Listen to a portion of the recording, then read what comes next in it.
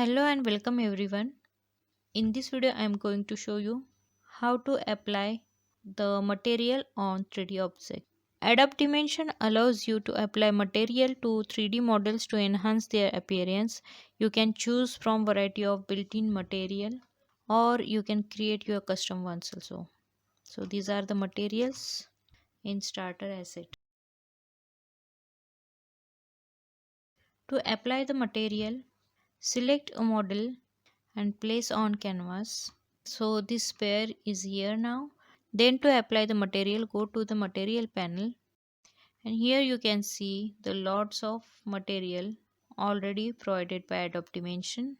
So I'm going to choose this stripped material. So you can drag the desired material onto the model, or here in scene you can see the sphere option here and can leave and material get applied over the model.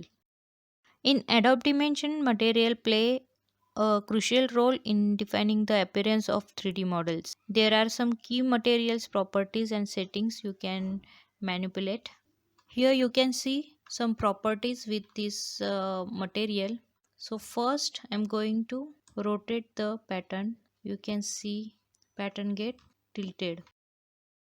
As I increase the angle, it gets vertical look like this. Now you can repeat x axis pattern. We can increase strip count also. As I increase to the 23, you can see the number of strip are increased, and I can increase the strip width also. You can see the changes. As I increasing the strip width, the strip get broader. I can increase or decrease the strip softness also. Strip embossing, so I can adjust strip emboss. As I turn it to the 0, you can see the change in pattern and swatches. So you can play with all these properties. Each material have its own properties, like it having strip color, so I can change the color also. So I'm taking dark brown, so you can see I can change roughness, metallic, strip to still it is in black, so I can change it to, actually I like this black one here, but I'm changing to show you. You can see the change in resolution. So all these things, so you can change the properties as per your need. Now for the change, I'm taking another material. As I load another material, you can see the change in properties. Here also we can change the color, as it having only single color. So I like this color.